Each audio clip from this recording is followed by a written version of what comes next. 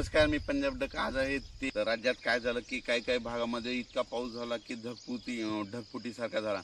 पण काही भाग आणखीन त्याच्यात देखील वंचित आहेत. आपण धाराशिव जिल्हा त्याच्यात वंचित आता तिकडे पाऊस झाला, लातूर जिल्ह्यात झाला, बीड जिल्ह्यात झाला, त्याच्यानंतर परभणी जिल्ह्यात झाला, जालना जिल्ह्यात झाला.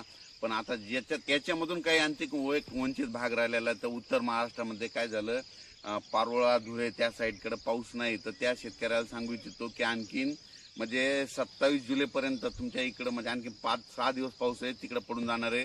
म्हणून ही तुमच्यासाठी आनंदाची बातमी.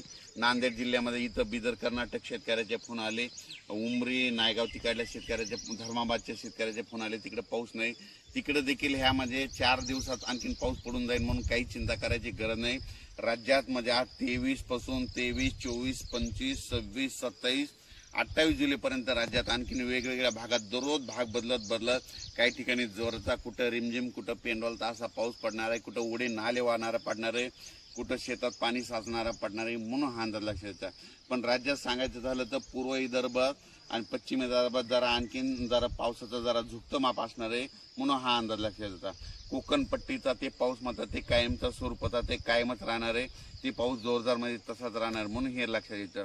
पण राज्यात सांगायचं झालं तर 23, 24, 25, 26, 27 जुलैपर्यंत दररोज म्हणजे पूर्व विदर्भ, पश्चिम विदर्भ, दक्षिण महाराष्ट्र, उत्तर महाराष्ट्र, कोकणपट्टी, खानदेश, मराठवाडा सगळ्याच जिल्ह्यामध्ये दररोज वेगवेगळ्या भागात दररोज भाग बदलत पाऊस पडणार आहे. पण जोराचा पडणार आहे. सगळ्या पिकांना जीवदान भेटणार असा पाऊस पडणार आहे. म्हणून हे अंदाज लक्षात आहे. मी अगोदरच सांगितलं होतं की जूनच्या शेवटच्या आठवड्यात पाऊस येणार आहे, जुलैच्या शेवटच्या आठवड्यात पाऊस येणार आहे. सगळ्या शेतकऱ्याला पिकाला जीवदान ठरणार आहे, म्हणून हा अंदाज सांगितला होता. आणि तुम्ही पाहू शकता हे जुलैच्या शेवटच्या आठवड्यात पाऊस सुरू झालेला आहे. आणखीन आज देखील म्हणजे 23 जुलैपासून आज देखील पावसाची व्याप्ती वाढणार आहे.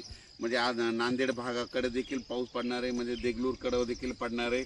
त्या भागात पाऊस पडला नव्हता त्या भागात पडणार आहे, तेलंगणात पडणार आहे, आंध्रात पडणार आहे, इकडे अकोल साईडला कमी पडला होता तिकडे देखील पडून जाणार आहे.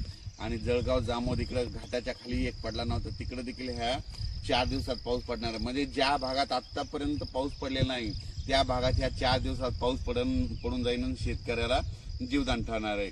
म्हणून हे अंदाज लक्षात द्यायचा. अचानक वातावरणात बदल झाला तर लगेच एक मेसेज दिला जाईल. राज्यात आणखीन परत एकदा सांगतो 23 जुलैपासून ते 27 जुलैपर्यंत दररोज वेगवेगळ्या भागात पाऊस पडलेला नाही. ज्या भागात पडलेला नाही तिथं देखील पाऊस ह्या 5 दिवसात पडून जाईल आणि शेतकऱ्याला पिकाला जीवदान ठरणारा पाऊस राहणार आहे. म्हणून हे अंदाज लक्षात घ्यायचा. अचानक वातावरणात बदल झाला लगेच एक मेसेज दिला जाईल. धन्यवाद.